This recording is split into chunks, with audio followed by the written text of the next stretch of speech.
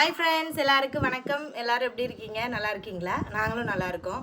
இன்றைக்கி நம்ம சேனலில் என்ன வீடியோ பார்க்க போகிறோன்னா, ஒரு சில பேர் மனசை ரொம்ப கஷ்டப்படுத்துகிற மாதிரி கமெண்ட் பண்ணுறீங்க. ஸோ அவங்களுக்கு தான் இந்த வீடியோ. எல்லாரையும் நான் சொல்லலை, இதுக்கும் ஒரு சில குரூப்பெல்லாம் வருவாங்க, ஏன் இப்படி ஹார்ஷாக பேசுகிறீங்க அப்படின்னு சொல்லிட்டு.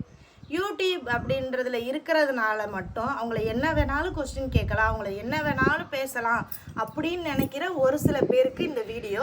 எல்லாருக்கும் நான் சொல்லலை, ஒரு 10% ஒரு 20% பீப்புள் மட்டும்தான் இந்த மாதிரியெல்லாம் மெசேஜ் பண்ணிகிட்ருக்காங்க.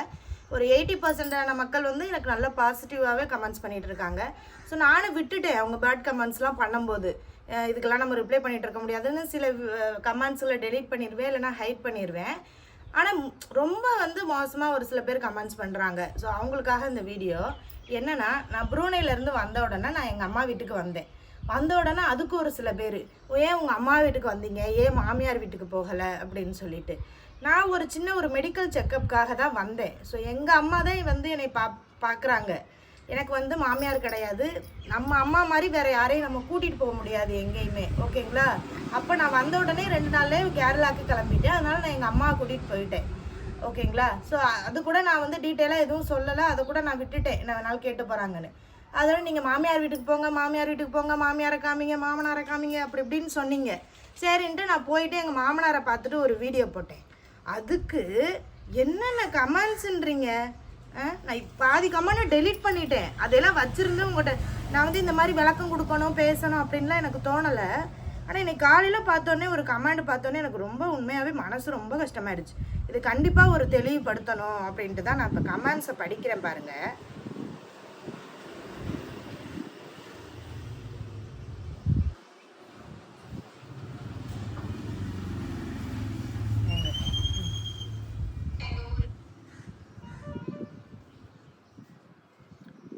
ஒருத்தவங்க சொல்கிறாங்க, மாமனார் பாவமாக இருக்குது, மாமனாரை பார்க்க பாவமாக இருக்குது, அவருக்கு சுத்தம் செய்து அந்த மாடி வீட்டில் வைத்துவிட்டு சமையல் செய்து வைக்க ஒரு ஆளை வைத்து கடைசி காலத்தில் நல்லபடியாக பார்த்து கொள்ளுங்கள். மகனுக்கு தோன்றவில்லை என்றாலும் மருமகளாவது நீங்கள் இதை செய்யுங்கள், நாளை உங்கள் குழந்தைகள் உங்களை நன்றாக பார்த்து கொள்வார்கள்.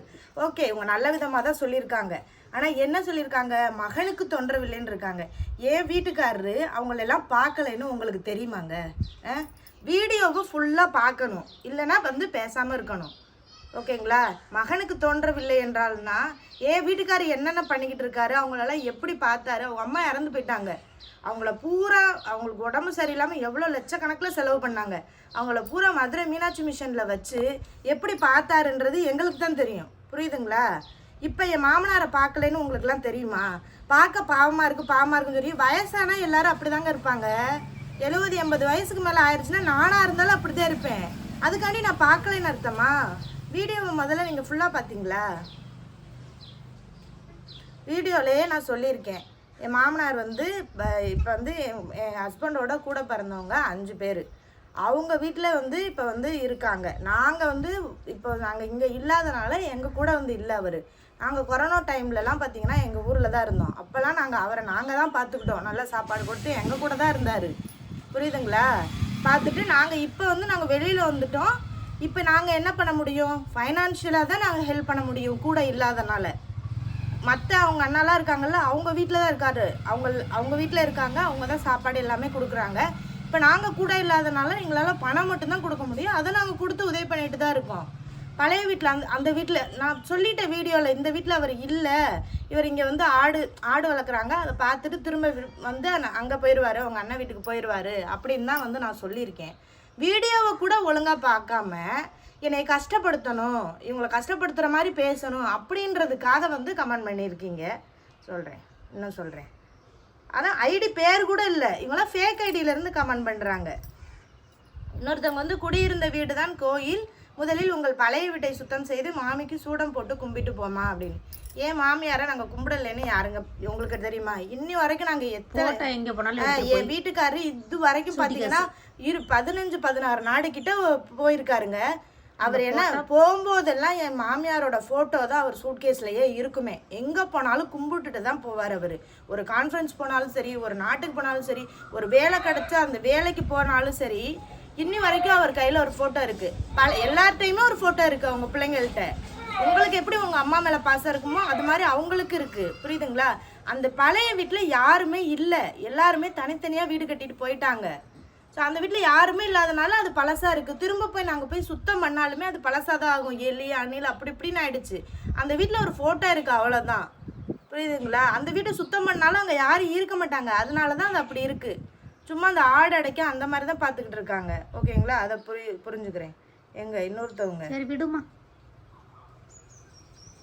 தேவையில்லாத அதுகளுக்கு வேலை இல்லை இருக்கு, அது பேசிக்கிட்டு இருக்குன்னு நீ வேற போட்டு சும்மா இருங்கம்மா.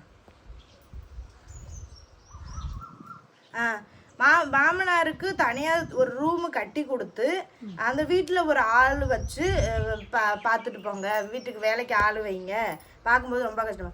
அங்கே ஊர்லேயே ஆள் இருக்காங்கங்க அவங்கள பார்த்துக்கிறதுக்கு. அவருக்கு 5 அண்ணன், அவங்க எல்லாருமே அங்கே இருக்காங்க.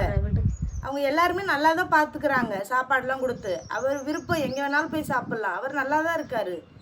அதுக்கு எதுக்குங்க அப்போ இன்னொரு கொண்டு போய் ஒரு ஆள் வைக்கணும்? இன்னொருத்தவங்க தான் கமெண்ட் பண்ணியிருந்தாங்களே.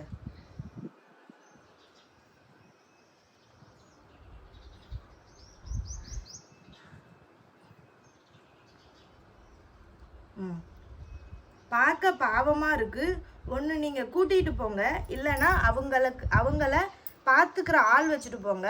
அவங்க இருக்கிறதுனால தானே நீங்கள் வந்து பார்த்துட்டு புளியெல்லாம் வாங்கிட்டு போகிறீங்க. பாவம் சீஸ் நல்லா பார்த்துக்கோங்க அப்படின்னு. ஏன் மாமனார் எனக்கு புளி கொடுக்குறாருங்க. இப்போ உங்கள் மாமனார் மாமியார்ட்டெல்லாம் நீங்கள் வாங்குறதே இல்லையா? அவர் இருக்கிறனால தானே புளி வாங்கிட்டு போகிறீங்க. அவரை நல்லா பார்த்து.